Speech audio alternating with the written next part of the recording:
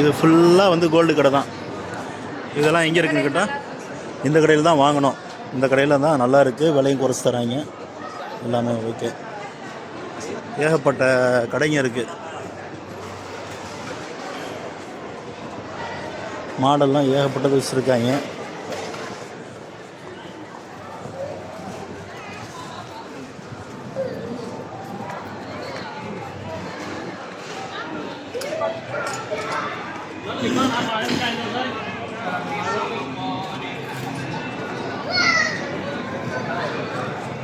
இது வந்து பார்மசி.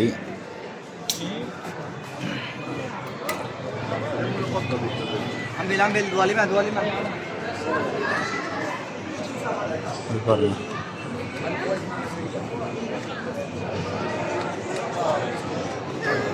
ஃபுல்லாக நகை கடை தான்.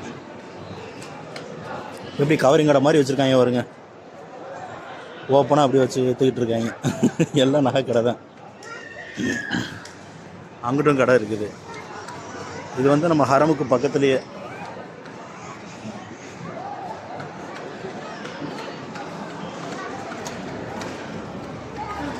அதான் ஹரம். இது வந்து ஒரு மாலு. இந்த மாலில் தான் கீழே கடை வச்சுருக்காங்க.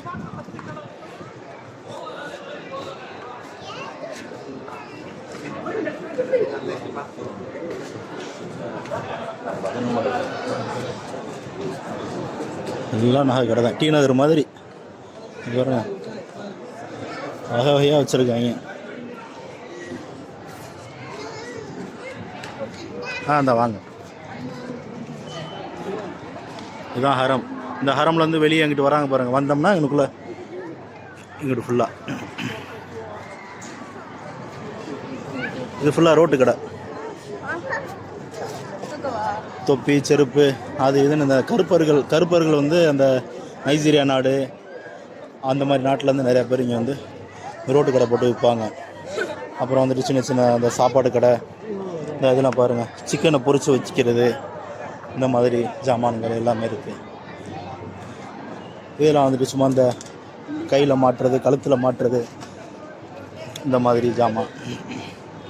இதெல்லாம் பார்த்திங்கன்னா பர்ஸு, இந்த மாதிரி ஐட்டம், செருப்பு, இது வந்து ஷாலு, புர்கா, இங்கே பாருங்க தஸ்பி மணி, ஏன்னா இதெல்லாம் தொப்பி, ஏகப்பட்ட கடைங்க, ரோட்டு கடைங்க ஃபுல்லாக.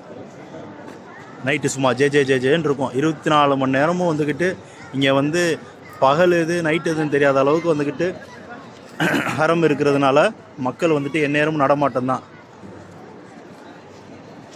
ஏகப்பட்ட மக்கள் வந்துட்டு இங்கே பர்ச்சேசிங் பண்ணிகிட்டு இருப்பாங்க. இந்த ரோட்டு கடையில் சீப்பாக கிடைக்கும், பட் வந்து குவாலிட்டி அந்த அளவுக்கு எதிர்பார்க்க முடியாது. ஓகே, ஒரு சில ஐட்டங்கள் வாங்கலாம், ஒரு சில ஐட்டங்கள் நல்லா இருக்காது, அந்த மாதிரி.